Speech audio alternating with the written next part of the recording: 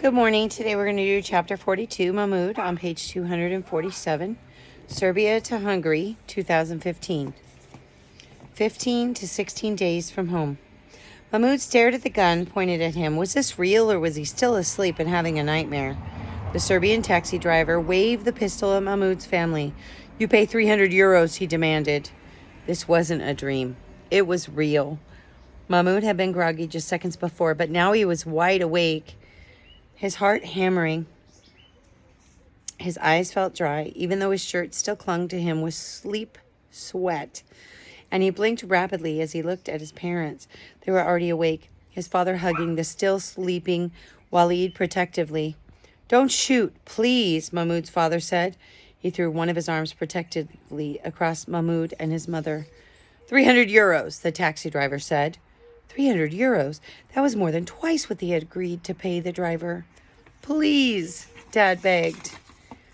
You not die. You pay 300, the taxi driver yelled. His arms shook, and the gun danced between the two front seats. Mahmud's mother closed her eyes and shrank away. Mahmud's father threw up his hands. We'll pay! We'll pay! They were being held at gunpoint in the middle of nowhere in a foreign country. What else could he do? Mahmud's heart thundered in his chest as his father handed Walid to his mom and fumbled with the money hidden inside his shirt under his belt. Mahmud wanted to do something, to stop this man from threatening his family. But what could he do? Mahmud was helpless, and that made him even madder. With shaking hands, Mahmud's father counted out 300 euros and shoved them at the taxi driver. Why didn't he demand the whole stash of money? Mahmud didn't understand. You get out! Get out! The taxi driver said. Mahmud and his family didn't have to be told twice. They threw open the car doors and scrambled outside, and before the doors were even fully closed again, the Volkswagen tore off down the dark road, its red taillights disappearing around a curve. Mahmud trembled with anger and fear, and his mother shook with quiet sobs. Mahmud's father pulled them all into a hug. We're on the top of page 249. Well, Mahmud's father said at last, I'm definitely giving that driver a bad review on TripAdvisor. Mahmud's quivering legs gave out, and he sank to the ground. Tears streamed down his face as though they'd been held back by a dam before, and now the floodgates had suddenly been opened. He'd had a gun pointed right at his face. As long as he lived, Mahmud would never forget that feeling of paralyzing terror, of powerlessness. His mother sat down on the road with him and hugged him. Mahmud's tears came harder, fueled by everything that had come before. The bombing of their house, the attack on their car, struggling to live in Izmir, the long hours in the sea, and of course Hana. Mostly Hana. I'm so sorry, Mom, Mahmud blubbered. I'm so sorry I made you give Hana away. His mother stroked Mahmud's hair and shook her head. No, my beautiful boy. If the boat hadn't come along when it did, if you hadn't convinced them to take her, she would have drowned. I couldn't keep us above water. You saved her. I know you did. She's out there somewhere. We just have to find her. Mahmud nodded into his mother's shoulder. I'll find her again, Mom, I promise.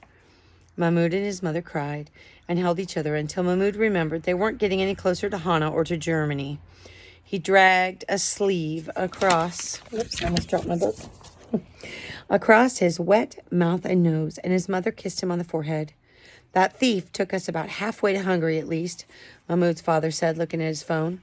We're on a back road, about an hour's drive from the border. I think we're close to a bus stop. It means we'll have to walk again, though. Mahmud helped his mother stand, and his father hefted Walid up higher on his shoulder. Mahmud's little brother had slept through the whole thing. Mahmud worried again about his brother. Air raids, shootouts, taxi holdups. Nothing seemed to faze him anymore. Was he just keeping all his tears and screams pent up inside? Or was he becoming so used to horrible things happening all around him that he didn't notice anymore, didn't care?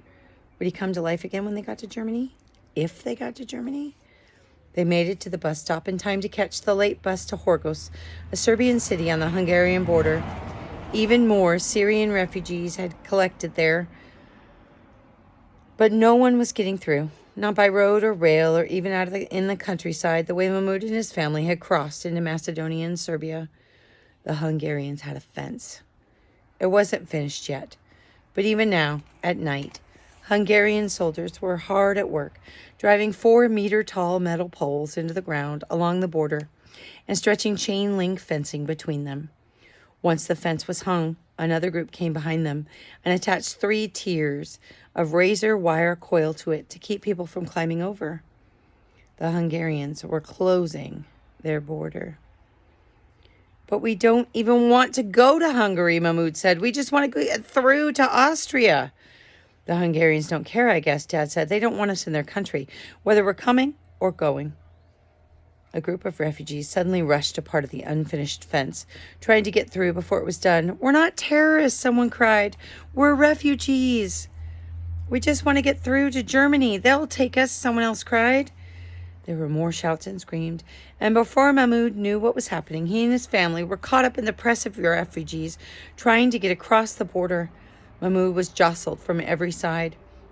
He clung to the back of his father's shirt, hanging on like Dad was a life preserver, and they were going over a waterfall. As frightening as the stampede was, Mahmoud was excited too. The refugees were finally doing something. They weren't just disappearing into their tent cities. They were standing up and saying, "Here we are. Look at us. Help us." We're on the top of page 252. But the Hungarian soldiers weren't interested in helping. As the refugees swarmed the borders, the soldiers in blue uniforms with red berets and red armbands hurried to stop them, firing tear gas canisters into the crowd. One of the canisters exploded near Mahmoud with a bang, and people screamed as a gray-white cloud erupted around them.